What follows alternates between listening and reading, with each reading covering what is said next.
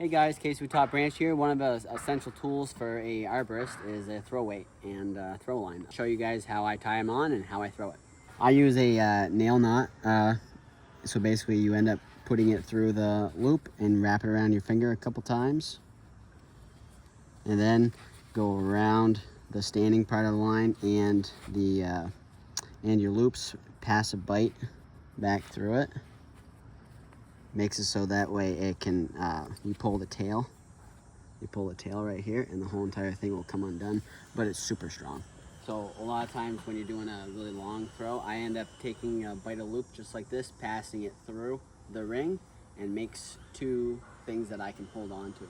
End up throwing it through my legs like this, and it takes a lot of practice, but eventually you'll hit your target. And when you get into a fork or a crotch that is kind of tight, always untie it versus getting the bag stuck in the tree. One of the most valuable lessons you'll learn in climbing trees.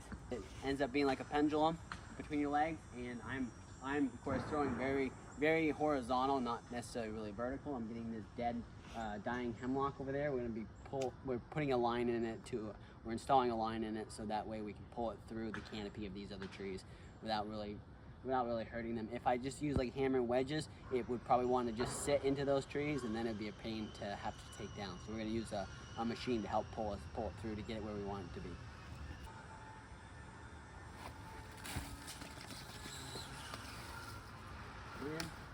Perfect. Now I'm just going to pull it up so that it's closer to the stem of the tree. It's kind of far out in the very tip of the branches. Now I need to go through a couple of them, and let's go over here. Okay, we're pretty close. We're going to go all the way down to the ground, hook our line onto this end of it, pull it back through, tie it around the base of the tree, and then pull it over.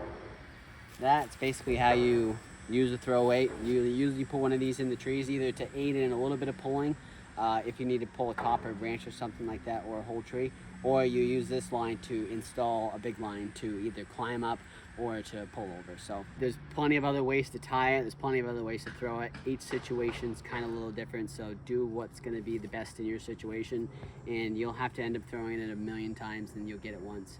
One quick tip is to do a pre-throw. So throw it out, because we end up using it in one of these cubes right here.